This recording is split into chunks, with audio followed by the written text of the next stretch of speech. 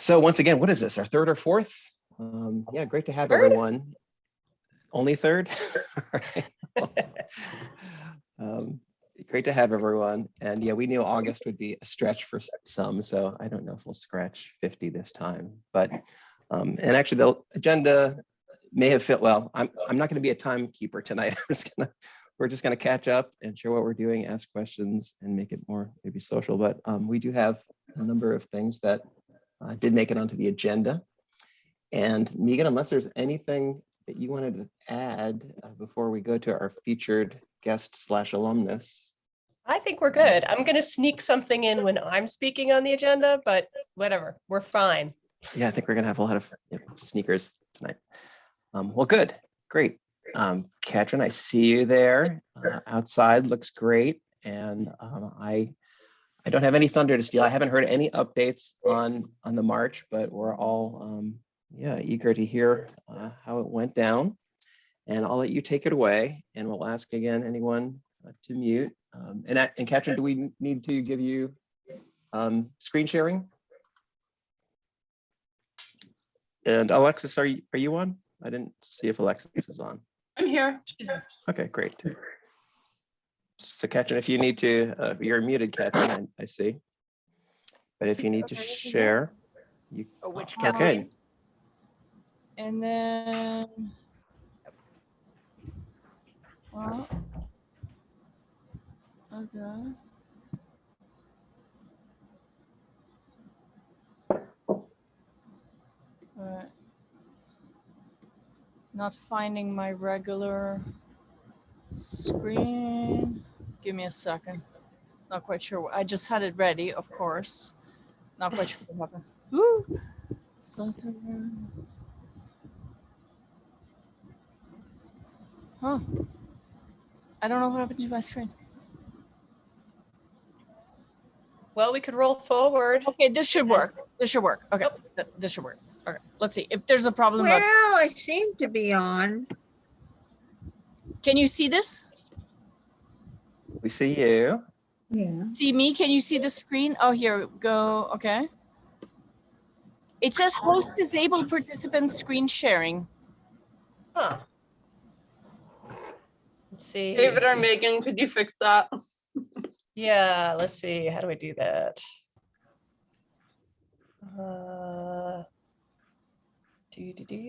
Do.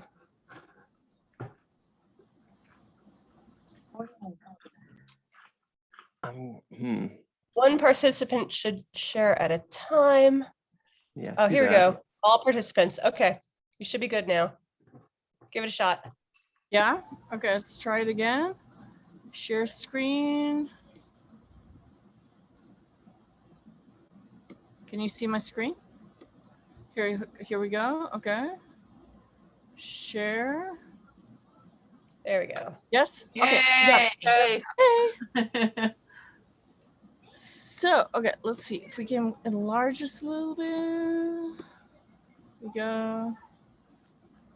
I guess I don't have volume. Oh, wait, maybe here. Oh, I didn't turn the thing on. If you're not speaking, could everybody please mute themselves? Thank you. Okay, we're ready. Yes, please. Excellent. So first of all, thank you, Megan and David, for inviting me to present tonight. Also, thank you so much for announcing. Yeah, I don't have their.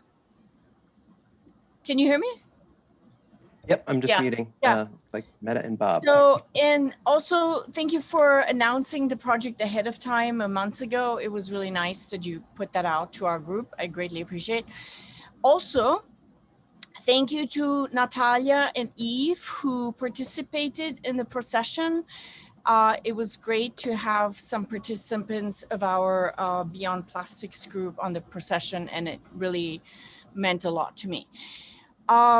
So I timed my presentation. I think it's about 12 minutes long.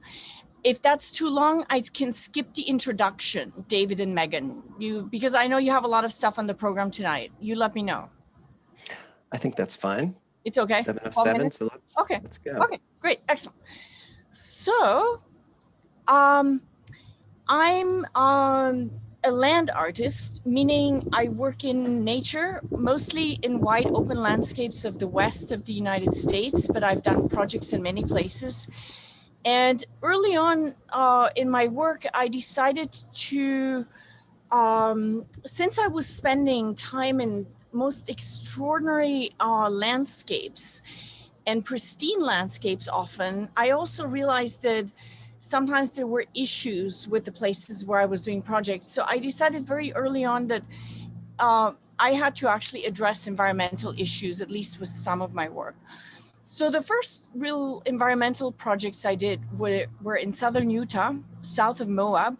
This is right south of Arches National Park. And this is another image from the area. Really, truly spectacular landscapes. And I noticed on a beautiful desert highway, there was an enormous amount of litter left and right. And I drove up the highway a few times and decided I needed to do something about it. I decided to adopt 1 mile of that highway, and over 2 days in scorching heat, decided to clean up everything that was on that highway, and then eventually sorted it between plastics and aluminum and glass and all of that. And then shortly after that, I was invited to participate on an exhibition for the closing of the Fresh Kills landfill in Staten Island, New York, which was at the time the largest landfill of the world. So what did I do? I went to South Beach in Staten Island and cleaned up South Beach, documented everything I found, and eventually I constructed these tall glass containers. They're about the height of a human. And I sorted everything by type. So aluminum, glass, newspapers, plastic. And you will see the container I had for plastic, and this is in 2001, says, "This sign does not mean that your plastic soda bottle or soda bottle will be made into another plastic soda bottle." And so I'm embarrassed to say that after this, few of these projects having to do with trash and recyclables, I switched gears and I did projects about desertification and climate change and deforestation and other things.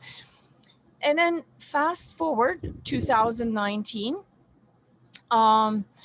I was back in Moab, Utah, where I had actually been going almost every year to do projects in the deserts. And I went to the local recycling center to drop off my recyclables. Over the years, I had observed how Moab was becoming more and more sustainable, and the recycling center had blossomed into almost this great community center, and everything was so carefully sorted, and it was so much fun to go there. And I went there on a day in late August of 2019 with my bag of recyclables, and I saw notice that only plastics number 1 and 2 were being accepted and everything else was not. So then I asked the people that were working there, and they said, China just started refusing our recyclables and we're sending everything to the landfill. And I actually didn't know up to that point, because I guess I hadn't been so involved with plastics. I didn't know that our plastics had been sent to China. I also didn't know that most of the plastics were not being recycled anymore. And because I live in New York City, where we still put everything into one recycling container. So I spent a sleepless night because I was so upset about this. And I had a vision. And the vision was of me in a clear casket covered by single-use plastics. So the next morning, I contacted the local landfill. I contacted the people in charge of the recycling center in Moab, and they were very enthusiastic. And over the course of about 3 weeks, we worked out the possibility of doing this.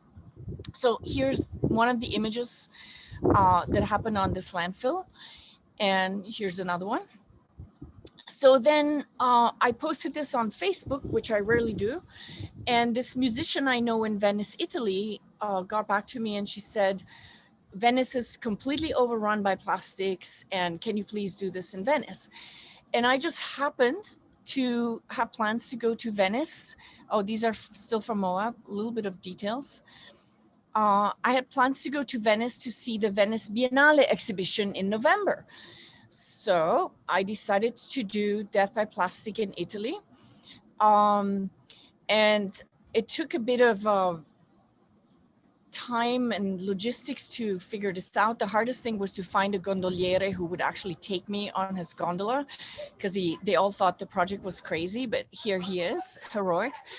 And we were gliding through the canals of Venice for a few hours, and quite a few people paid attention. And eventually the project ended up in a bunch of local newspapers, which I had no idea was going to happen, and really surprised me. And, you know, I realized, oh, people are actually somehow responding to these visuals, because we're also bombarded by bad environmental news and we don't really know what to do. And so here's more of that, but people seem to be responding. So I thought, okay, I'm going to continue this Death by Plastic project. And the plan was to, oh, now my computer is frozen. Let's see. The plan was to do, I thought I'm going to do in the spring or summer of 2020, I want to do a procession down Fifth Avenue in New York City. And well, then of course, COVID hit, and without really consulting with me. And I realized procession would not be a great idea at the time. So eventually this spring, as COVID was starting to get better, I decided to plan my procession. And I really, for the procession, so the procession is not a protest. I wanted to draw attention to the single-use plastics issue. I wanted to provide people with information, and I wanted to provide people with you know, things they can do, information on things they can do. So here's what I did. So I created a postcard. This is the front of the postcard. This is the back of the postcard with just very, very basic information about single-use plastics, which you all know. Since the postcard didn't have much space, I decided to create a QR code. And so people could then from the postcard go to the QR code. Again, it's stuck. Oh, okay. And the QR code takes you to 2 pages on my website, which provide information on single-use plastics. And if any of you go to this page, I would really appreciate your feedback. You know, we all know so much about single-use plastics now, and I try to boil it down to 2 pages that are not too overwhelming for people. And I'm trying to word it correctly and in a way that's somewhat inspiring, but it's not a complete project. So if you take a chance to look at this, I would totally appreciate your feedback. So then I decided to create some signs that people could carry, people in the procession.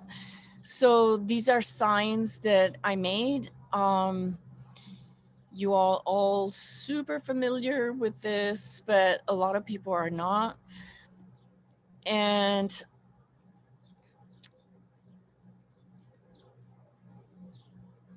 then I also made a t-shirt, which some of the helpers in the procession were wearing, also with the QR code. And then I thought, well, we're doing this procession at the end of July in New York City, and there's a good chance that it might be 90 or 100 degrees, so I need to hydrate my team. And obviously, I was not going to hand out plastic bottles. So I did a lot of research, and I came across this container. And then I found the cart, and I managed to make it all fit and make it work, added the QR code, and then got these recycled paper cups, stamped my QR code onto them, and then I filled the container with 100% pure New York City tap water, and we handed that out to bystanders and people in the procession. So then, as I was kind of briefing a friend of mine about the project just a couple days before the procession, he said, well, you cannot have a funeral procession without a tuba player. And I just happened to know a tuba player. So I called the tuba player up and he decided to come to our procession. So that's kind of the preparation of the project. And eventually we did the procession Wednesday, just about a week ago. And the morning of the procession, I woke up and I thought, oh my God, I need a eulogy for a proper funeral procession. So I wrote a eulogy, which somebody actually read before the procession, read out loud. And so here we go. So I'm just going to share a few visuals of the procession with you. Here's Richard reading the eulogy. And here's a bystander. So we would put down the casket and everything about every block so the pallbearers could take a rest and rotate. Here's some people in my funeral procession. I invited all of my friends. Anybody I knew was invited to join the procession and wear black. And I told him, I say, wear hot top hats, wear veils, look great. I have a lot of actor and artist friends. So they were happily participating in the procession. We had a woman who take on the project of being a whaler. And here's somebody showed up with roses, which was, I thought, quite fantastic. And we passed a number of churches. This is in front of St. Patrick's Cathedral down on Fifth Avenue. And eventually, so we decided to then put me and the casket into a U-Haul, and we went down to Bleecker Street downtown because we wanted to get a couple of shots in front of a funeral home. So these are just a couple of the funeral home shots to end the procession. And so this project it's really just the beginning of a larger project. And I would like for this project to be performed everywhere in the world where we have a plastic problem. It doesn't have to be me in the casket. I would love for volunteers to do it. It doesn't have to be on a landfill. It doesn't have to be a procession. It can be in a park. It can be on a sidewalk. I'm happy to coach people on doing this. I sort of have it figured out somewhat by now. Very easy to build a casket.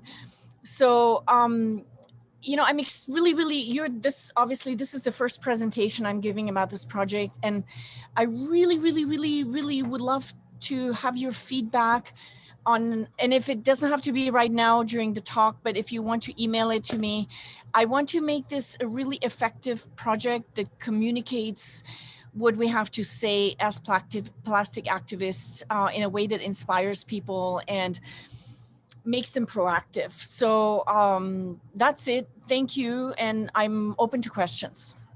Also, one last thank you. I forgot. Did I say Eileen? Thank you so much for your enthusiasm and support for the project. So yeah, and that's it. That's amazing. David, do we have some time to do a little discussion or Q&A? Yeah, well, I see some questions in the chat. So if you can't see them, well, yeah, why don't we take one or two? There's, questions about what is the casket made of? How did you breathe? Did you need a permit? Casket was made of plexiglass, which is not ideal, but I couldn't do it with a glass casket because it's too heavy. So it's kind of like a bit of a issue, but it's going to get reused many times. So I had holes in the casket for breathing. What else? So there is a top plate then? Yes. Oh, wow. Did you need a permit or if we were to replicate this? I did apply for a permit. It turns out if you don't have amplified sound and you keep moving, you don't need a permit, but we had approval from the police department actually. I don't see this question, but I know you had asked for photographers and Instagrammers. So what were Yes. the outlets for the photos, or is it still to come in terms of how you'll share this Yeah, exhibit? I had a photographer. Some of the images you saw were from this one photographer I hired. Some people posted things online. This one reporter did this really nice four-minute piece on Freedom TV, which I never heard about. So a few things have been coming out, and hopefully, you know, more will go out about the project. So impressed. And it seems repeatable. I mean, I'm sure there's a lot of logistics, especially getting involved, the friends, and you said a U-Haul, but it seems Well, it depends on how you repeatable do by. it. I think you can do it in a much simpler way. You know, this was like my procession down Fifth Avenue, but it can be simplified. It's so impressive. Any feedback for Katrin before we have to move on?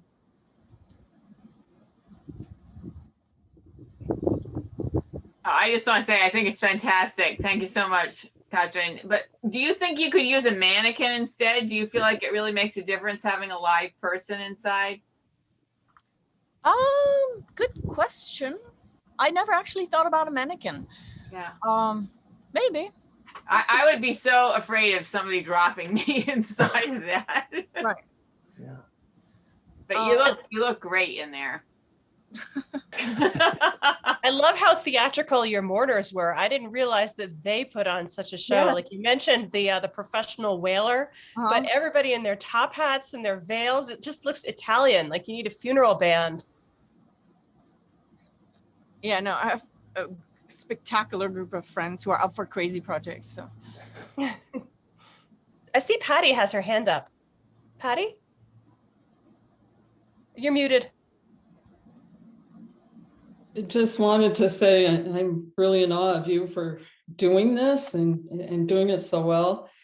The presentation just seems to speak volumes. I just wondered if you got much feedback from people who happen to be passing by or just on the streets. you know what? In all truth, not yet. Because I don't know who was passing by. You know, I was hoping people would contact me through the QR code and all of that. Actually, not at all. So I will appreciate some feedback from you guys. I was trying to see how many hits my website got, and then it turns out that feature was disabled without me really realizing it. So I don't know how many people actually went to look at the information. But as I said, you know, it's kind of the beginning of this project. So it's just going to go on. Oh, good job. And Eve, as someone who was there, I see her on mute, but I don't know if you have any impressions. Or Natalya. Natalya here? Oh, don't know. It was Yeah. quite incredible to be there in person. I really was grateful to be able to make it there, and it's the kind of thing that when you're there in person, there's nothing like experiencing, you know, watching people interact, watching people crowd around and be like, wait, is that a person in there? Hold on. You know, it was amazing. It was really very cool. There was no Carol, signage, right? So Eve, thank you. You had quite a long trip to get there. So Yeah, I did, but I wouldn't miss it for anything. It was that great. was heroic. Thank you. And I am writing about it, and I'm going to Oh. post it on my blog. So I'll let everybody know when that's up. Thank you. What's your blog, Eve? Oh, so my blog is called Year of No Garbage, because I spent all of 2020 living without creating any garbage at all. And so I'm in the process of turning that blog into a book right now. Wow. Carol Sichman's iPad has her hand up, but you're muted. Still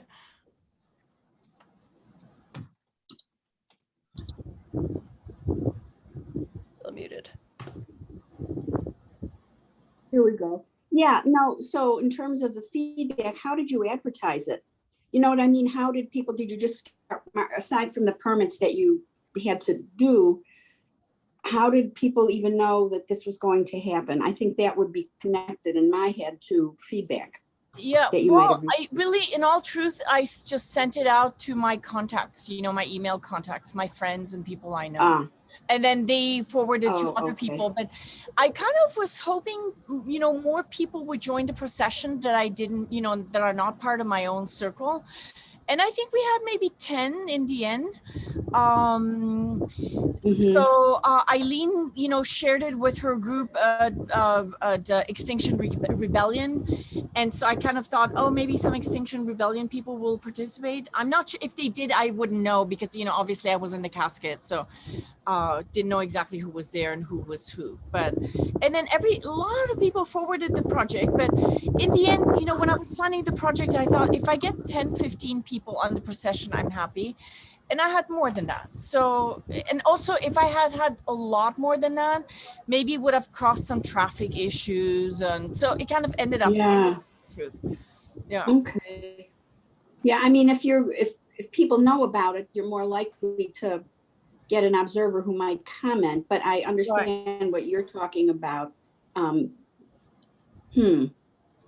Yeah, okay, I haven't thank had you. any comments. And then I had, I hired a photographer and a videographer, and they brought a few of their colleagues who documented it, but haven't really heard anything about it. And so I'm not quite sure, in all truth. Yeah, it's something new. Yeah.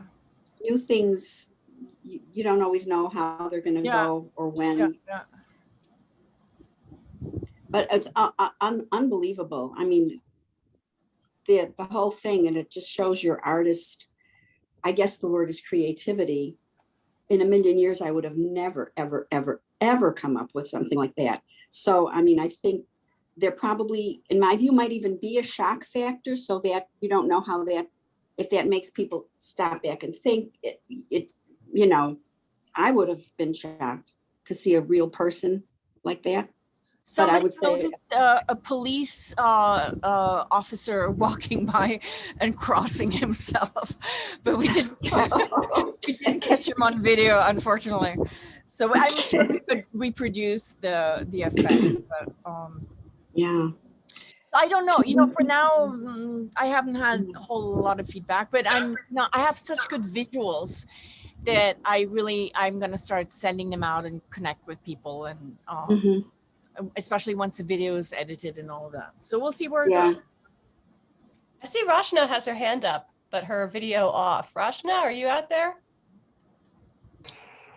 Yes. Hi, guys. Hi, Katrin. So what I wanted to ask is, it's like kind of the age-old dilemma of like, are you worried that framing it in the negative way and scaring people, makes people feel more despair and perhaps pushes them away? I mean, I'm not saying I feel that way, but that's always like and then, death by plastic in my mind is death, and it's like a sad event, but the death of plastic is like a celebration. Is there any thought for you to like evolve this into like a different, or do you want to keep that somber aspect?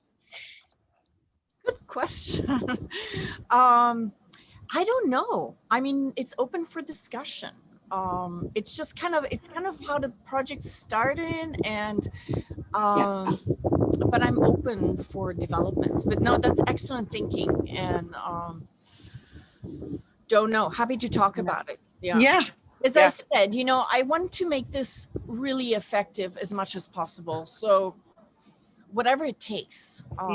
And the intention is not to scare people off. It's more to get them to pay attention and then hopefully look at the information. But I don't know if they really do. So no, I don't. I struggle all the time because a lot of what environmentalists put out is the scary stuff, because we want to scare you into action. It's not to scare you into inaction, right? However, sometimes putting a rosy spin on terrible things is also not the way to go. So just wanted to know if you had thoughts on that. I mean, my experience, and I'm sure we've all, noticed, is like people tend to shut down. You provide them, you give them like this bad environmental information, which they're bombarded with all the time, together with all the other bad information, and then people just shut down. So what's the effective way to communicate things? I'm like trying to figure this out. I don't have the exact answer.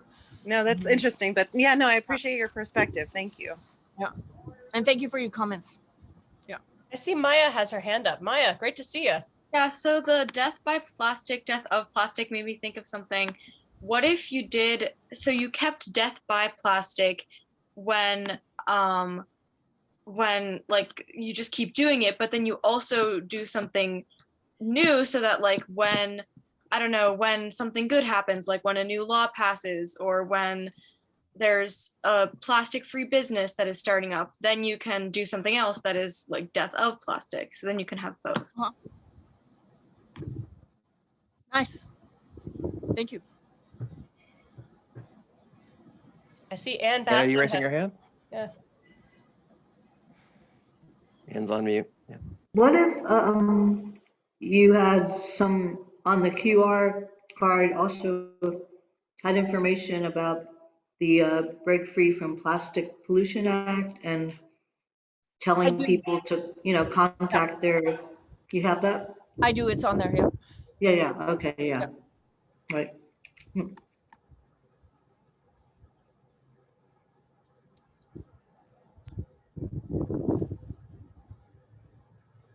Well, that was Oh. great. Maybe we should keep moving since we did manage to fill up the agenda. I'm so happy to see how well that went. I want to see it in person as soon as I can. Maybe you want to be in the casket. I want to be a mourner. I want to get loud. Yeah. Okay.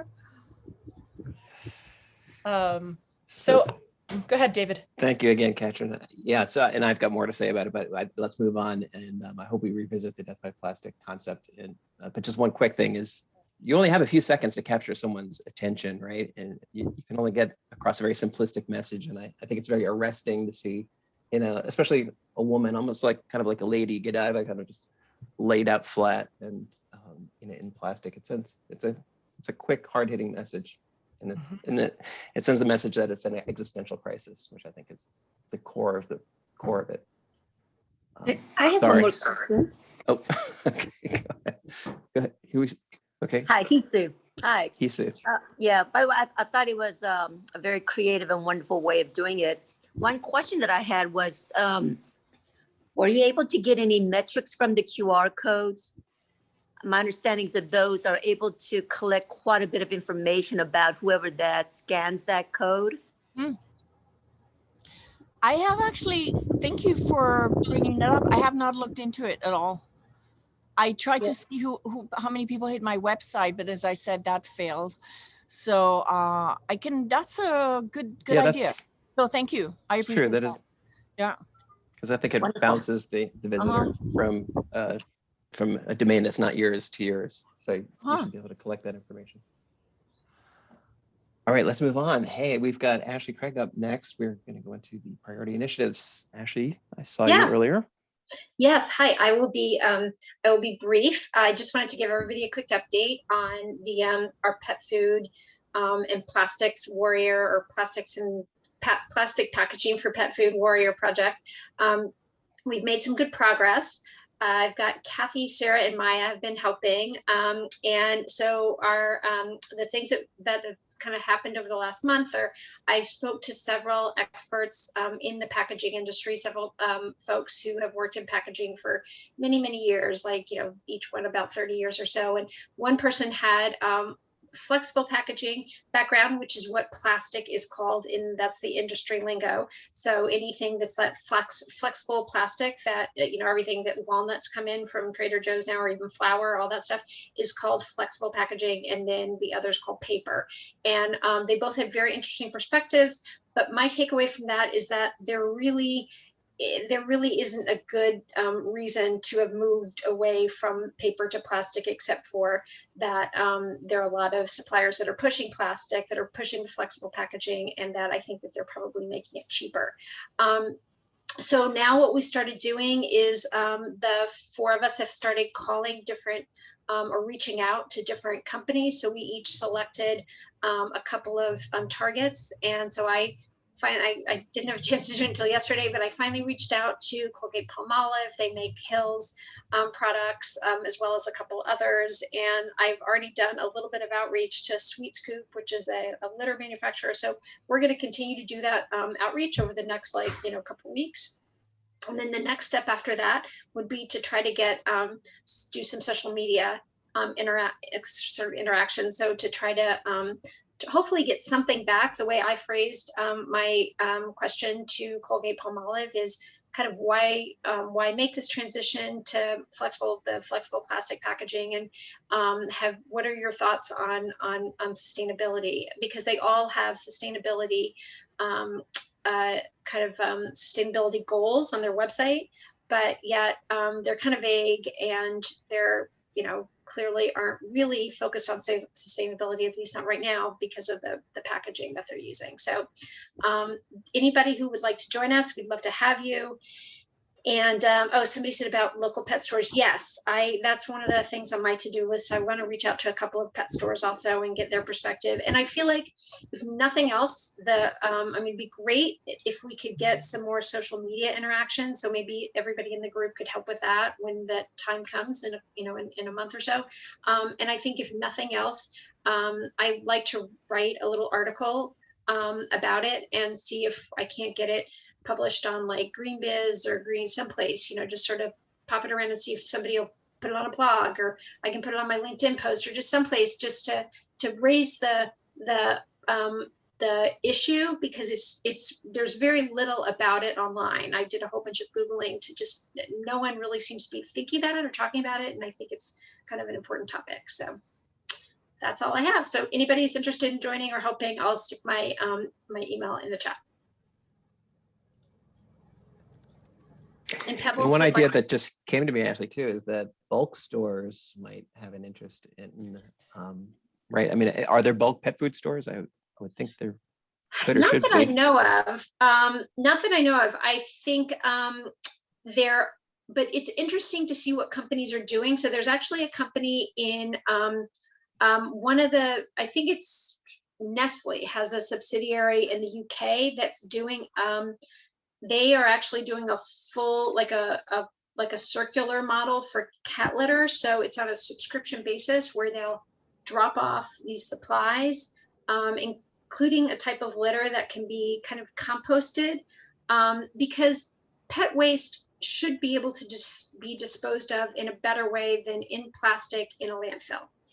And so dog waste, same thing. And it's just one of those things that I have, this is Pebbles, and I have 2 other dogs, and I volunteer at a shelter. So it's the way that we dispose of pet waste right now as a community is not sustainable. So we've got to come up with some better solutions. But I think bulk is definitely, certainly for litter, bulk is a no-brainer. And I think Petco actually offers bulk litter. But I think raising awareness and also challenging companies to do something different and to do something bold, like this company in the UK. Or I read an article last night about some former folks from Unilever who left and have left Unilever, and they're doing laundry detergent in little tablets, and their big claim to fame is it can fit through because they're British, so they call it a letterbox, which I thought was adorable. So it'll fit right into the letterbox, so it'll go right into your mailbox, which is so cool.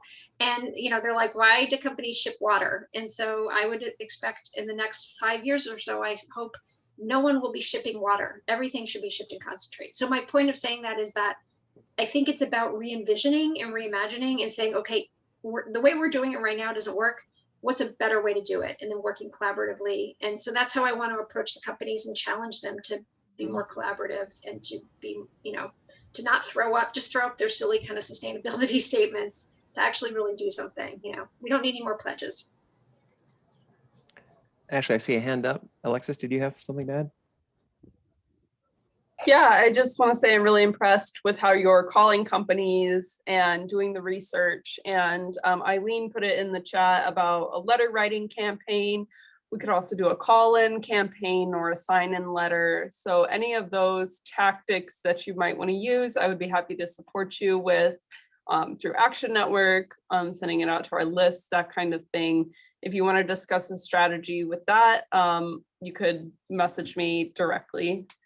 That would be awesome, Alexis. I would love that. Thank you. I would love that. Yeah, because I'm a firm believer in that. I used to be a research analyst on Wall Street, so I have no problems calling any CEO or COO and saying, hey, I don't really like you doing this, because that's what I used to do for a living. So I just think everybody should feel empowered to do that. We all know more. We know more a lot of times than a lot of these companies do. So, so yeah, that would be fantastic. I would love that. Thank you. Yeah, and some insights coming in the chat, like Petco has bulk litter, I guess. Yes.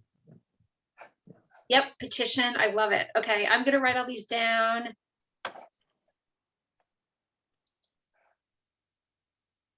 Yep. Awesome. Okay, everybody, thank you so much for all of this. I will go through the chat and I will mute myself so we can go on to the next person.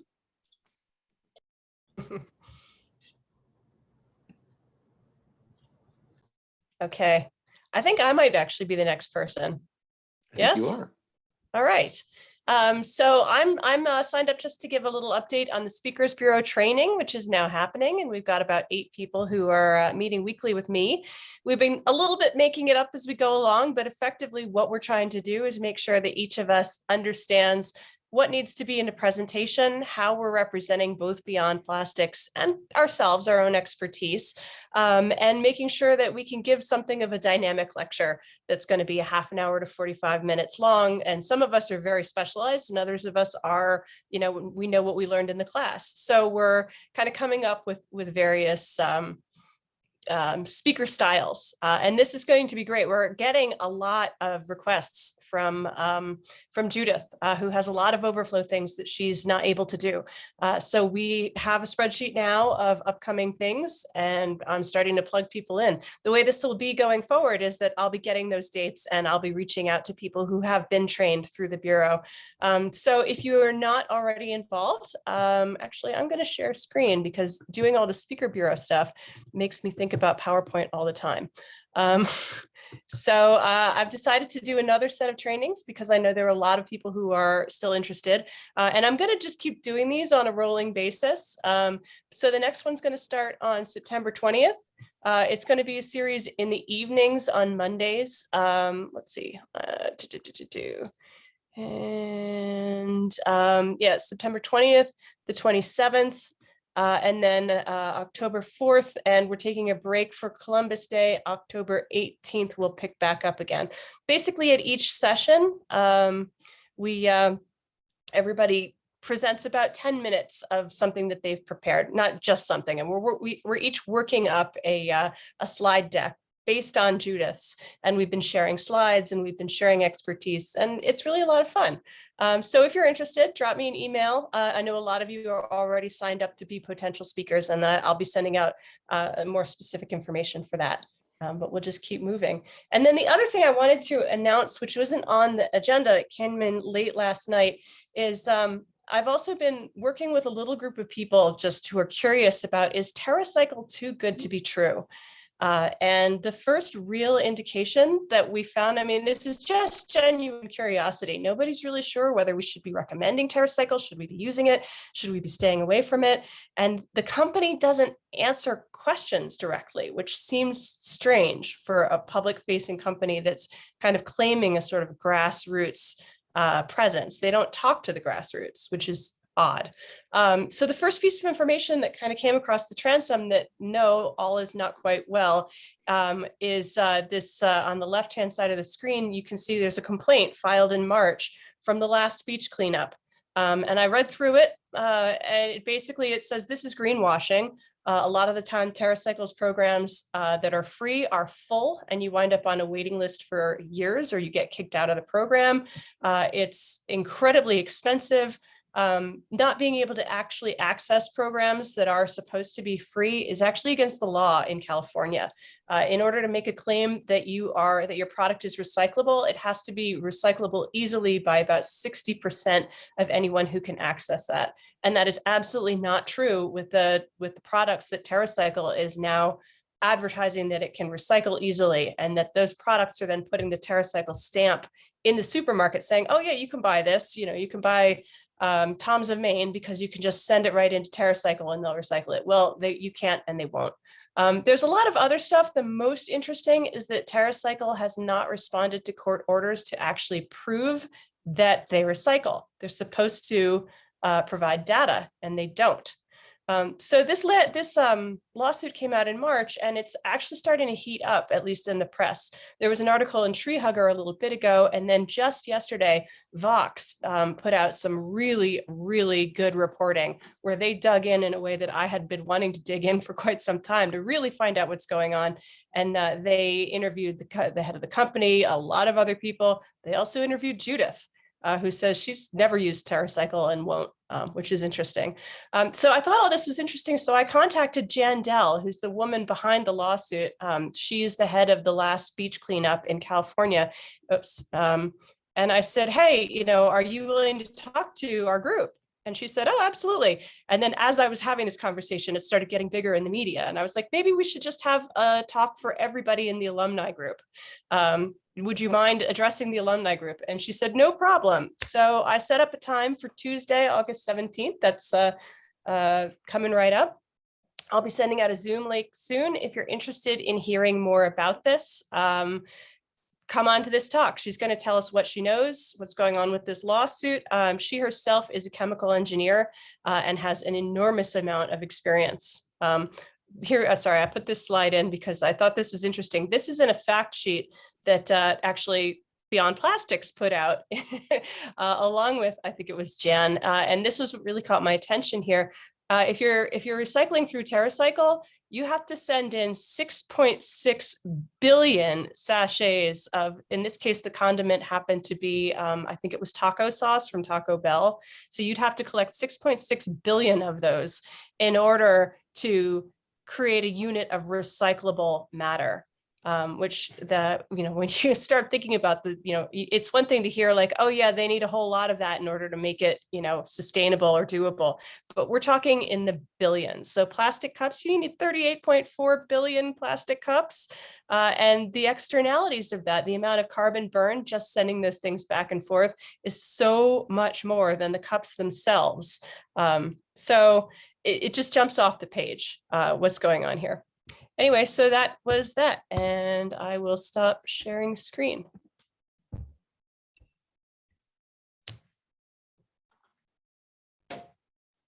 Maya says she'll be away. Will it be recorded? I'll actually have to ask Jan about that, whether she wants it recorded or not. If she's okay with it, we'll record it. And I will write like a report back, how I often follow up these meetings with an email. So there will be an email afterward saying, we all heard about this and this is what we heard about. So, oh, and what is the hothouse slide? That's actually, I'm standing in for Natalya Khorover, who wanted to present a piece of artwork that she's working on and needs some help with, but she couldn't be here because she has to go to her daughter's camp recital, which if my daughter were having a camp recital, I wouldn't be here either right now. There's you'll never hear the end of it if you don't make it to camp. So I'll be covering that slide in a few minutes. Great. Megan, you're amazing. Thanks for setting that up. I can't wait to hear what she has to say. Hey, Kathy, if you're around, Kathy Michels. And I said I wouldn't be a timekeeper, but closing in on 8 o'clock already. And yes, I am. And originally you had asked me to do something a little longer, so I'll try to, I'm wondering if I can share my screen and I'll try to skip through this. I actually have a presentation that I was going to just take parts of, but so let me see if I can share my screen, if you give me the ability to do that. Let's see.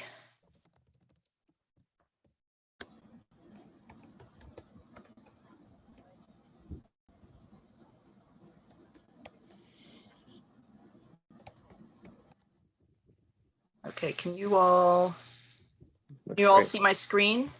Yeah, we can see that. Okay. Oh, there we go. Okay. So, whoop. I haven't done this in a long time. Is the Zoom bar covering part of it for you all? The bottom? Yeah. That's odd. Yeah. I don't like that. I've never seen that happen. That's interesting. I wonder I don't know even how to stop that. You could hide floating meeting controls, or unless But you where need do I them. do that? Yeah, it was just appearing on that menu Oh, hide floating. halfway. Ah, you are brilliant. Thank you. Thank you. Okay, so just very quick. So originally there wasn't much on the agenda, so they had asked me to present, and so this would normally be a little bit longer, but I just wanted to, there are a number of you who have expressed interest in the issue of synthetic turf. And so this is part of a presentation that I had given to the Clean Water Environment Association. Actually, the first few slides are just added on. So just to quickly throw out there to all of you who have an interest, basically synthetic turf is this plastic grass that's covering literally hundreds of thousands of acres of land that used to be oxygenating and filtering soil and vegetation, in addition to being plastic and an often tire waste as well, which is really toxic. So kind of in a nutshell. So as the Lorax would say, and imagine that it wasn't just the trufula trees, but all the land around was being replaced with plastic in the Lorax land. And so what some of the things that we're doing that you can do, that we're trying to connect with people to do, are inventorying. We've just found that one of the most powerful things is to present the metrics from an given area, how, what exactly is out there, what is the number of fields, the volume of fields, because we have the metrics of there's 80,000 square feet in a field, how much plastic's in it.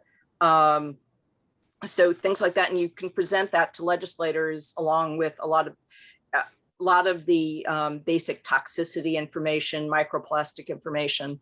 And it really seems the waste and disposal part of this problem seems to start to resonate.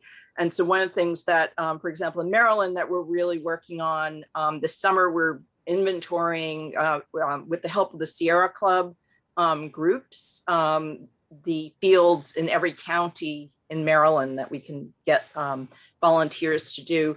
And then trying to get accountability as to where these are being disposed of, because synthetic turf fields only last approximately 8 years, and sometimes more, but even when they last longer, during their lifetime, they're shedding plastic and tire crumb.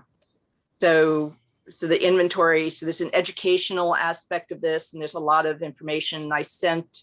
Many of you may have seen some of the links I've been sending. There's an advocacy part of this and connecting. So just to, oops, how do I, can't seem to advance that. Oh, there we go. So just to, since we're all talking about plastic, and it's hard for people to really think about what a synthetic turf field, kind of the magnitude of what a single field is. And there's about the equivalent of 3.2 million plastic bags in a single synthetic turf field. And that's breaking down over, as soon as they're put in, they start to break down. So they're shedding 3.2 million plastic bags, or equivalents breaking down, day after day, or 46 million plastic straws. So if you're working on this issue, if you really want a low-hanging fruit, stopping synthetic turf fields and reversing them is, a huge, just in one fell swoop, you address a huge amount of plastic pollution. And so, and a lot of you may know, it's this is kind of a cross section of a synthetic turf field. And so the average field is 80,000 square feet with 40,000 pounds of plastic backing and those plastic blades, and an order of magnitude more pounds of infill. So tire waste, silica in particular, although there's other infill materials that are used, but whatever is used runs off into the air, soil, and water, both the blades and the infill. And so this particular presentation I had given was really focusing on stormwater. And so I won't really go into that now, but that is a huge problem. And you all know about microplastics and the problems with them. And synthetic turf is sort of, it covers every category of microplastics, the wear and tear, because during its whole life, it's wearing out and shedding fibers and the infill into the air, soil, and water. And then there's what's called intentional microplastics, which have been banned in many, so that intentional microplastics might be microbeads that are added to cosmetics. Well, in this case, there's literally hundreds of tons of microplastics in intentional microplastics in a synthetic turf field that are being shed into air, soil, and water. So again, it's this enormous point source. And then there's the sheer waste at the end of life. They, as I said, they only last about 8 years, and then they get dumped. They're not recycled. They're not recyclable. They're not recycled. The industry has claimed, but recently they've admitted, no, there's, we're pretending, there is no way to recycle. So both, so throughout their whole life cycle, there's waste problem. And I won't go into some, here's just some pictures of what happens. This is actually, on the left is a field that's actually in our area. You can see that all the green piles, that's the synthetic turf blades breaking down, and you can see the blades in the person's hand. And these are some of the infills. So manufacturing waste, Nike grind is sometimes used, and basically it's a synthetic, rubber, and it has all sorts of toxins in it. Tire crumb is the most common one in the middle there, and then a misnomer or oxymoron, EnviroFill is basically plastic coated silica sand. So it's like, why? I mean, sand itself, other than potentially a health hazard if it's silica, but sand at least isn't going to be toxic to the environment. But as soon as you coat it with plastic, it is. So that's, that's kind of a horror, one of the horrifying things that this industry has done. And then they call it EnviroFill. Just some pictures of where the stuff drains to. The industry itself has admitted that the microplastic comes off the field. So this is an industry slide. They admit that 1 to 5 tons of microplastics are added to the field, each year. Why does it have to be added? Because that same amount is washing away with rainwater, clinging to rocks and shoes, degrading and being washed down drains, and then exiting the field during maintenance activities. So that's both the fibers and the granules. So just to move on quickly, there's an enormous number of these fields around the country, and in Europe there's even more, but they're starting to actually address it, and we're not in the United States yet. And one of the statistics, and I think this might have come from there's a report out of the EU that addressed synthetic turf, but almost 5 trillion pounds of in the US alone. That wasn't a European study, that was another metric, but and that's forever waste. And it just keeps going up because they have to replace these fields, these carpets, their carpets constantly. And so the other issue, and this goes with the MS4, the stormwater permits, it's like this stuff is treated as if it was sediment. It's not. It's a synthetic waste. It's a manufactured waste. That's not dirt. That's granulated tires.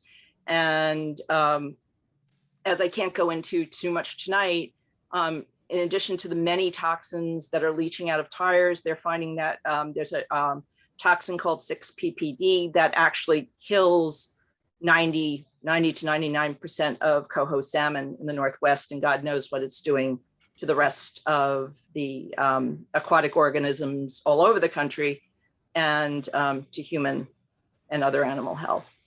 And the other thing to really think about with synthetic turf is it's kind of a microplastic Trojan horse. I mean, you can think of a relatively rural, pristine area, and they put in a synthetic turf field. Well, all these microplastics that are washing off this field, all these hundreds of tons of plastic that's going into the air, soil, and water, would never get to these places. It would never get into the watersheds there if it weren't for this huge point source of synthetic turf. So it's, people don't usually think of it that way, but it's creating a forever contamination of places that would not ever have seen it otherwise, seen that kind of contamination, without having roadways. So, and stormwater management, of course, the industry always likes to talk about, when pollution issues come up, oh, we just need better stormwater management. Well, that's not, we don't even know if microplastics in general from any source can be captured, or the chemicals from them. And speaking of the chemicals, so you all have heard of the PFAS chemicals. Carpets in general either are treated with or actually manufactured with these toxic perfluorinated chemicals, and so that they can be the fibers can be extruded from the machinery and don't stick to the machinery. And there's a number of articles and scientific studies recently in the past few years about that. And I won't go into that too much more now, but and again, the toxins in the plastic, there's phthalates, antioxidants, plasticizers, heavy metals, including lead, cadmium, and the PFAS chemicals. And then in the infill, which is usually tire crumb, there's over 300 toxins that have been identified. And in particular, the fine particles of carbon black, which have their own problems. And there's neurotoxins like lead, carcinogenic hydrocarbons, analdehydes, phthalates, hormone disruptors, both in the plastics and in the tire crumb, and then aquatic toxins such as zinc and the recently identified 6-PPD, which is extremely and quickly toxic to salmon and potentially other fish and organisms as well. And there was just a congressional hearing about the 6-PPD. Which I won't go into tonight, but I sent around some links to that. In Europe, this is just quickly to say, in Europe, they are starting to address synthetic turf, and particularly the tire crumb. In the US, we're still doing absolutely nothing. Then again, this was focused on the stormwater issues, so I'll just quickly bypass that. And, it's totally unnecessary, because high quality grass fields and lawns and whatever can be achieved without the use of synthetic pesticides or fertilizers. And, there's so many toxins in plastic. It's like, it just makes absolutely no sense. And the Healthy Building Network and Toxic Use Reduction Institute have been focusing on this as well. And on the comparisons of natural grass and synthetic turf. So, just to end, so this is, what you see out there is just the tip of the turfberg. And on the right-hand side, you see this turfberg. And so, we really don't know how much is out there. On the left, you see these are dump sites. It gets dumped everywhere. It gets dumped in wetlands. It gets dumped, some of it makes it to landfills. It's not incineratable. So not that that's a good thing anyway. But it basically gets dumped. It's being stockpiled and dumped everywhere. And the stockpiles are getting so big that they're visible from on Google Earth. And they're just going to get larger unless we do something about it. So here's some resources, and I've been sending resources by email. to the group, and I'm happy to share. Well, this presentation, most of it, except for the beginning ones, are actually on the Clean Earth for Kids website right now. And I'm happy to take questions.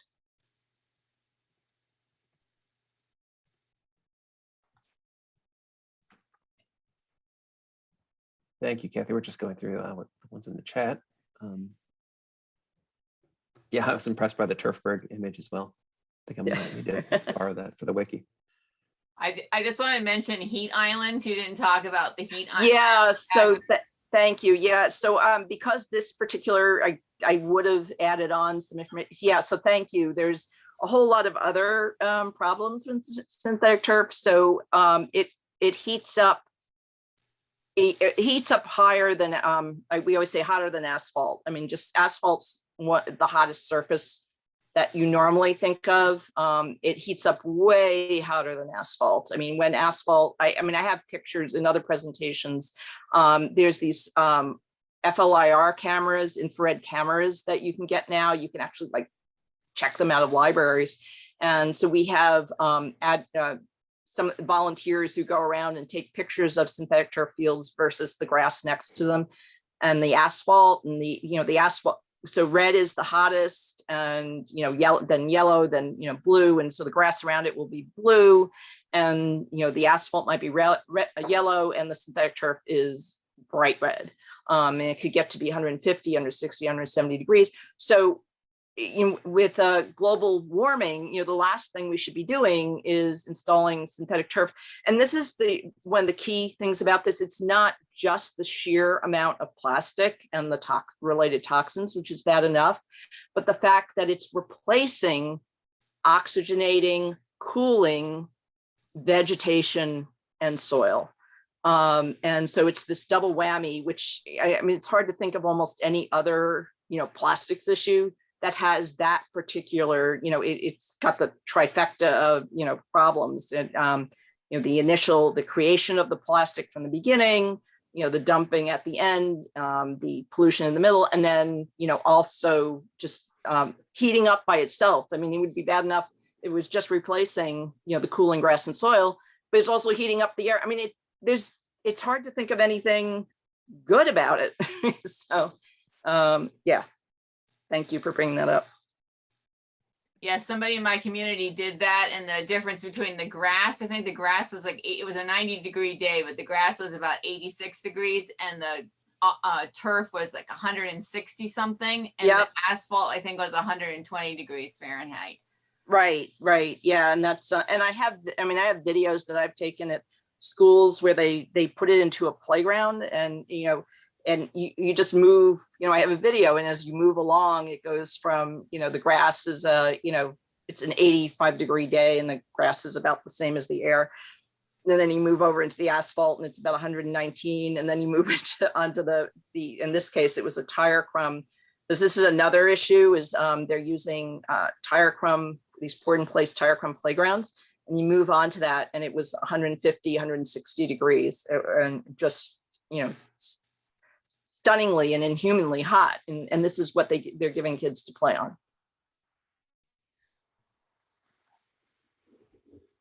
We are having a really hard time getting the Boston Globe to cover anything that has to do with artificial turf, and we think it's because we have so many colleges and universities around here that are using it, and that there must be something going on with the petrochemical industry that's trying to limit the amount of attention that is going to artificial turf. Do you have any knowledge? Yeah, no, absolutely. Because I mean, it's been so I mean, when I started working on this, I mean, I'm a neuroscientist, I in gardening, and I mean, my interest with schools was, I was working with kids and working with gardens. It was like, I never wanted to have anything to do with fields. I never thought I would.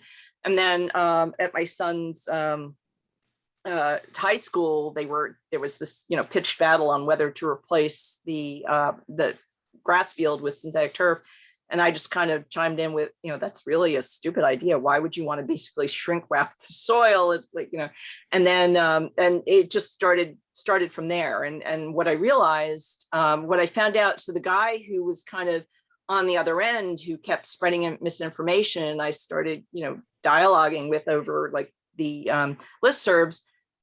It turned out he never told anyone during this whole time what his conflict of interest was, but he was vice president and general counsel for this group called the ISRI, the Institute for Scrap Recycling Industries.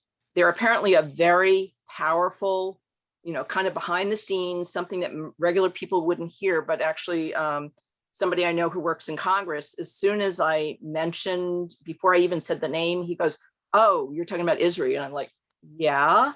He's like, "Oh yeah, they give tons of money to everyone and they're cutting."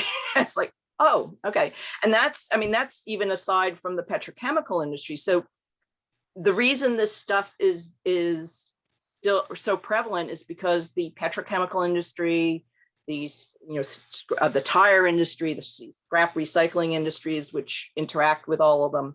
But it's, the chemical and the petrochemical industry. I mean, these things are cash cows for these industries. They do not want to let go of it, and they do everything they can.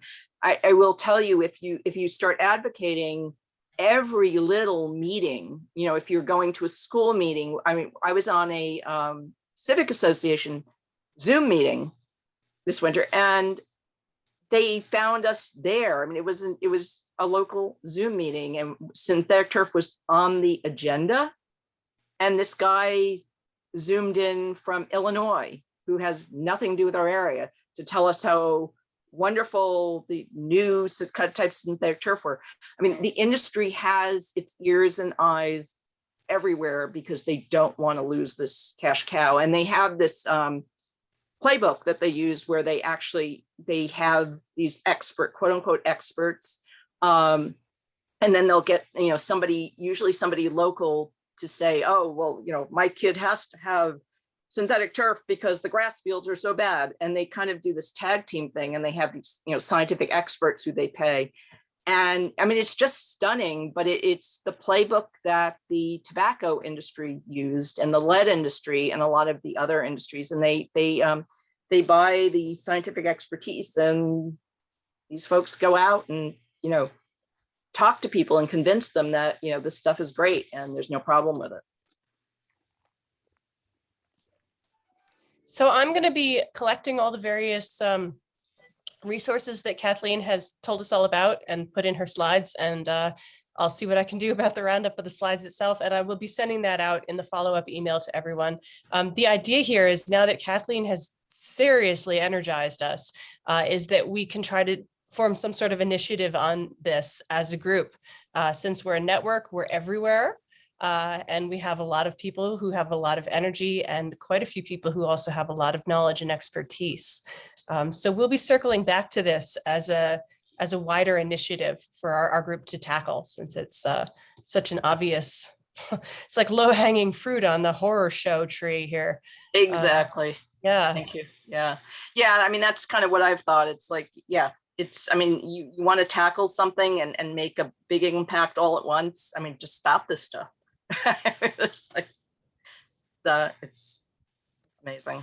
But anyway, thank you. And so we do have, I mean, I mentioned the inventory. So one of the things, we, over the years, we've been trying to figure out how to make a difference. As I said, what seems to make a difference is actually having the hard and fast numbers of, how many fields are out there. We have all the metrics now as to what goes in the fields, and but having in your local area, being able to say, okay, here's what's out there, and holding them to account. So this is where we're really focusing right now. Is like, what are you doing with these literally thousands, of pounds, hundreds and hundreds of tons of plastic and infill when you replace the field? And most of the time they can't tell you. One of our local schools, when it was the first field actually I fought against going in. And so recently it was way past. In fact, that one of those pictures I showed you where, there were piles of the fibers, that field, we were after them at every turn. So they were like, okay, we're going to, recycle this responsibly. and they got a company to say, okay, we're going to take it to Malaysia. Well, if you've heard of, what is it, the Brussels Convention, there's a convention that Basel says Convention. Basel, thank you, that high income countries should not be dumping their plastic on low income countries. So this shouldn't be happening anyway, but they got this company to say they were taking this all up, and we documented how they, took it out, and it went to Malaysia supposedly. But then there was no evidence that anything was actually being recycled there. And then when we kept pushing, they said, oh, the plant closed. It couldn't make it. So it's like, where did that, field end up? Where do any of these fields end up? And as I showed you, a lot of them just end up dumped. And that's what we're finding out around the state. We've got, and it's a bipartisan issue, because when we bring it up to a lot of our rural counties, which are more kind of Republican in Maryland, they've been going to the legislators who were working on this issue and going, oh, this stuff is being dumped in, here and there in my county, and I don't like this. So it's like, they don't want to be dumped on. And often it's the more, kind of urban places where they don't have anywhere to dump it. They'll get somebody, and that somebody takes it and dumps it. The University of Virginia, their field, they got a landowner on a mountain near the university to say that he'd take it and dump it on his property. And somebody noticed and called, and the university was saying, oh, this is fine. The Department of Environmental Protection said we could do this, and they hadn't. And so then they made them, the state made them pick it up, but then it ended up getting dumped near a wetland. It didn't get taken away. There was no way to take it to. But this is an example of where eyes and ears are really, really important for this. And it's possible because it's a large physical thing. And I think with connecting people up, so that's what we're trying to do in Maryland, with the Sierra Club, because it has all the groups, and we're really trying to connect people and start to create a force, to really hold everybody in this chain. And the EPR, comes into this in producer responsibility in this chain of custody, hold them accountable. We should probably move along a little bit, because we are running low on time, and we had a lot of other things that we wanted to cover. Sorry. No, it's so compelling. It's hard to move on. And I feel badly shutting down any level of conversation about this. But I do see that the next thing we have on the agenda, actually, Alexis has a series of things to sort of let us know how they're going, or updates from Beyond Plastics itself. Alexis, do you want to jump in? Sure, and I'll be brief. If could you, yeah, there we go. I don't have any slides, just wanted to let you all know about some organizing meetings that happened. First is the Meals on Wheels meeting. So we're working on a project to help Meals on Wheels programs make the switch to reusable containers. We're looking for funders, looking for container vendors, dishwashing, problem solving, things like that. So we meet on the 4th Wednesday of the month, and we are not meeting this month, but we'll meet in September. The link to sign up for that is in the agenda. And also every other Friday, we meet to talk about the Break Free from Plastic Pollution Act and organizing to get legislation passed for the Break Free from Plastic, for plastic pollution, basically. So we have tiered and stepped approaches to this. If you want some hand holding with the organizing, that's fine. 2 weeks ago, organizers in New York City and San Francisco put together rallies at their senators' offices to support the Break Free from Plastic Pollution Act. And we have also a campaign for the National Bottle Bill. So sign up for that Friday meeting. We're meeting tomorrow if you're interested in that. And my last announcement, it's later in the agenda, but I'll just say it now, is if you're interested in extended producer responsibility, Beyond Plastics is holding a series on this with experts, and the next one is on August 20th. You can see all of them on our website at beyondplastics.org/events. And as far as chemical recycling, if you're interested in that, I also really recommend watching the recording from the webinar of Wolff in Sheep's Clothing with Dr. Neil Tangri of the Global Alliance for Incinerator Alternatives. It was a really good webinar. And that one talks about all of the state legislation to support chemical recycling or advanced recycling and how we need to respond to this false solution. So that's all I have. Thanks, Megan. No problem. Rachana, I see, is lurking around out there. I know she tried to kick all of our butts into getting involved in Plastic Free July, which in one way or another we all are, but you know, getting involved officially on the record. Do you want to tell us how it went, Rachana? Sure thing. So I looked up the results, and not that we were really doing this for the competitive aspect, but we were 98th out of 391 teams.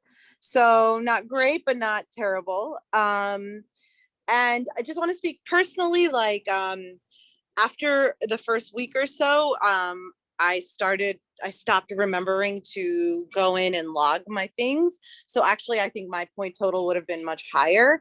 But for me, it was still a worthwhile exercise because just getting myself in the mindset and like looking at all the actions I could take was really helpful, and actually it just got me in the right mindset for July. Like I have never been so conscious of my plastic use than in this month, even with Judith's classes and everything. So I think it was worthwhile. And then we could just talk about, and I also just think the timing of when we started the group affected us having more people join. So I think for next year we can, if we want to do it, we can start a little bit earlier, getting people on board, and we can talk about if we want to do it. But I thought it was worthwhile.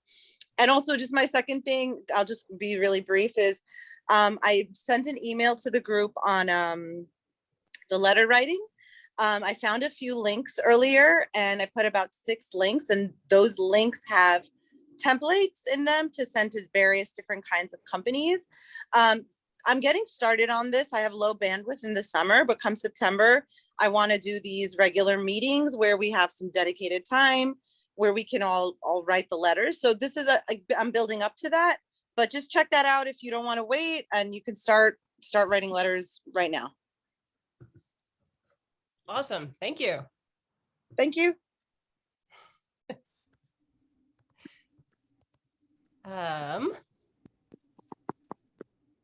So I think the next thing on the list was actually me standing in for Natalya. And again, I will make this real brief. Let's see, the teaser here was that hothouse image. Let me share that again. Share screen. There we go. There we go. So unfortunately, if I open this out and you can't see what's coming, like because I make it slideshow view, I can't see the rest of my screen and I can't really function in doing what else I need to do here. So we'll just show you this. So Natalya is doing this really cool project where she's creating a greenhouse full of flowers that are all made out of plastic packaging. So the idea is that it looks beautiful in ersatz at first, and then you start to look more closely and you realize like, oh, this stuff is actually not living. And although it's pretty, it's permanent. She has asked for our help. And actually, this is where I want to just read the little blurb she sent me. I have too many things open on my desktop and I can't see them. Here it is. Okay. So she says, hothouse will be an outdoor installation of flowers, formed and stitched from single-use plastic and placed inside a plastic greenhouse. The greenhouse walls will be constructed from stitched single-use plastic as well.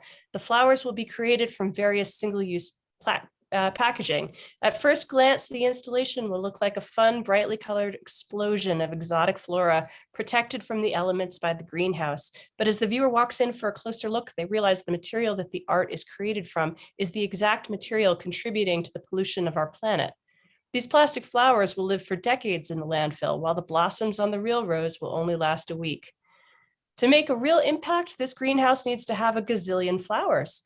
I'm humbly asking artivists everywhere to please consider making and sending a flower, or at least cutting some single-use plastic into petals and sending those. So she gives us her address, which I will be sending out. The installation is going up on Sunday, August 29th as part of a collaborative project with 40 other artists. They're not all about plastic or even necessarily environmental, but they're all going to be interesting. And what actually also got my attention, aside from the opportunity for us to all be a part of this, is it's going up in Brewster, New York, which is, it's the Tilly Foster Farm Museum. I've noticed that an awful lot of us are clustered in this area around the Hudson Valley and New York City, and this is really easy to get to. So I was talking with her and I said, you know, what if we put this out as a potential meetup for Beyond Plastics Network people who feel like coming out and seeing it? And she said, well, Sunday the 12th is great. Turns out there's a farm to table restaurant right there, like as part of this complex. So she's very happy to lead a little tour and a talk. And then people who are able to get there are welcome to hang around and have lunch. So I thought I'd run that up the flagpole and see if anyone's interested. If you are, please get in touch with me. And in the follow-up email to this, I will send out all Natalya's contact information for mailing flowers. She also has a bunch of YouTube videos on how to make flowers, which I would show, but we're so low on time. We'll let that go. So that's Natalya. David, what's next? So if Ashley has, am I muted? Sorry. Nope, you're not. Okay. So Ashley's gone, right? No, Yeah. I'm actually still here. So I can be super quick. I'm going to yield my time. So, and I know we want to end probably at 8:30. So why don't you go ahead, Ashley? My super quick messages to everyone who's in New York. If anyone has an opportunity to support DeliverZero for delivery, that would be fabulous. And if you have an opportunity to share your experience with me, or if you've used them before and you want to share your experience, I would love that. So thank you so much. I had another question, but I'll put it off for another time. So thanks so much, guys. I'll put the DeliverZero link. Say a little more about what it is. Oh, sorry. Sure So DeliverZero is a waste-free food delivery service. So they have, I think, around 150 restaurants in the New York area, in Manhattan, Brooklyn, I think Manhattan, Brooklyn, and Queens. And they will deliver, they use reusable containers. So you can order your food in a container and then return the container to a restaurant or to one of the delivery people. So it eliminates the waste associated with food delivery. So is it both the delivery service and the vessel, or the Yes, reusable? they're doing both right now. Yeah, so they're Both. actually, but they're partnering with Uber Eats. So that was supposed to be announced. And Susan is saying, oh, cool, they use them often. Okay, that's great, Susan. I will stick the link for DeliverZero in the chat. And I'm just looking for ways to support them. Thank you, Megan. Yeah, I wish I were in New York. I don't live there anymore. I would use them too.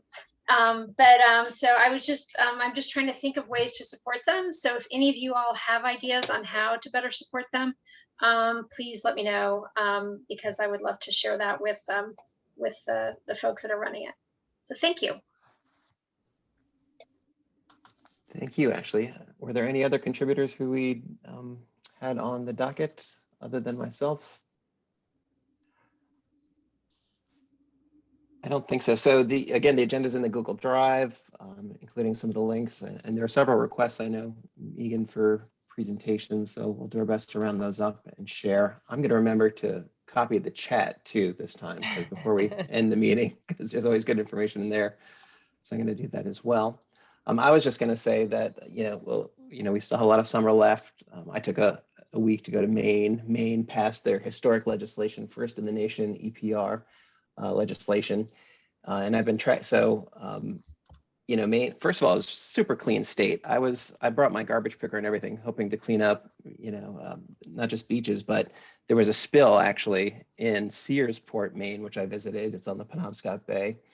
And I didn't have a lot of time. I was getting a lot of pressure from my wife and daughter. We were on our way to Bar Harbor, but I had to see this because in December there was a spill. There was imported bales of shredded plastic waste that got spilled and ended up, getting carried into the Penobscot Bay. And I thought I might. So I kind of had a civic pride, like a Civil War reenactment person who goes to Gettysburg, right? Thinking, here's the center point, the flashpoint of our war on plastic, because when it happened in December, I was outraged. And I consider, like Maine and our coast to be like the heartland of our country from a plastic perspective. But the good news is I think this was December and several months have passed and they've had some cleanup.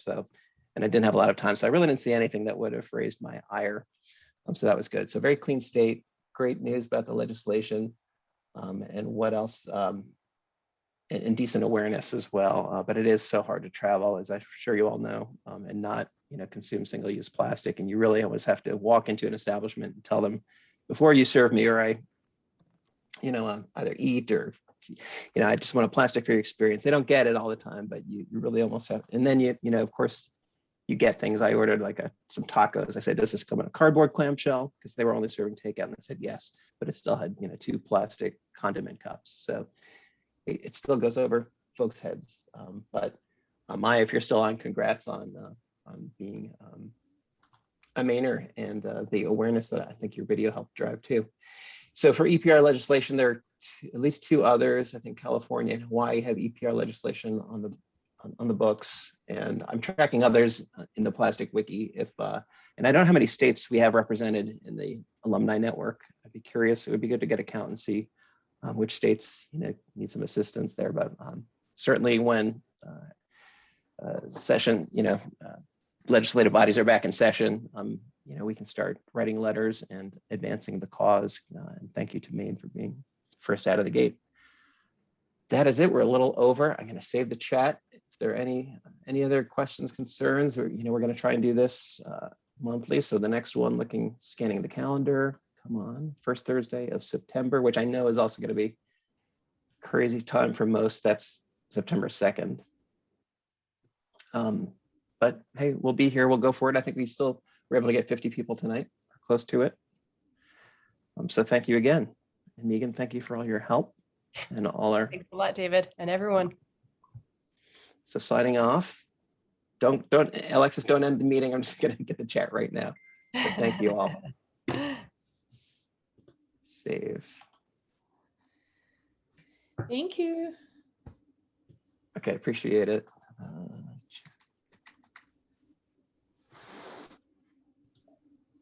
Wait, hold on, don't sign off yet. Don't kill it yet. Katrin, thank you again. Thank you so much. Actually, I'm not getting the chat. Is anyone getting the chat? I'm trying to. Function? It's not coming up. Like I'm trying to save it and it's not. Usually it's there. Is it because Alexis, are you gone? We're the hosts. Let's see. I think you have to hit file and then you get choices of where it goes, I believe. Yeah, I'm doing that. I did, but it's asking me to open a file, not. Yeah, very odd. Live transcript? And you can't copy. Stop the recording because we don't need this. Okay. Thanks all. Bye. Take care. Bye. Bye.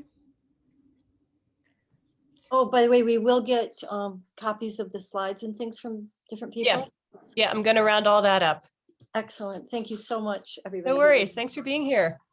Good. 50 Bye. over, we have 300 or 300-ish people who are on our list. So 50 people on an August night. That's pretty good. Not too shabby. Yeah. Hey, we were, as far as the fall session, we were supposed to make sure folks had the linked for that for their friends to join. I'll send it out. I'll get it from Alexis and I'll send it out. Yeah, September 2nd. Yeah, I'm not. I wanted to reach out to people in New York about my plastic project, the beach plastic. If I can just put it on the communication or whatever you call it, community. Yep, you can put it on the community site, or if you want to send me a little blurb about it, and I'll send it out in the roundup that's going to go out in the next couple days. So okay. Yeah. Okay, great. Thanks. Cool. David, I'm going to give up on getting the. I'm just going to do a select all and try and copy if I can see if that works. That's a good idea. I haven't had a lot of success with that sort of thing on Zoom. Is a weird animal. Didn't do it. If you do get it, let me know. But I think we'll we'll get Alexis to give us the link to this, and I guess work from there. Giving up. Yeah. Alrighty. Well, thanks until next time. Okay. Take Good care, to see everyone. y'all.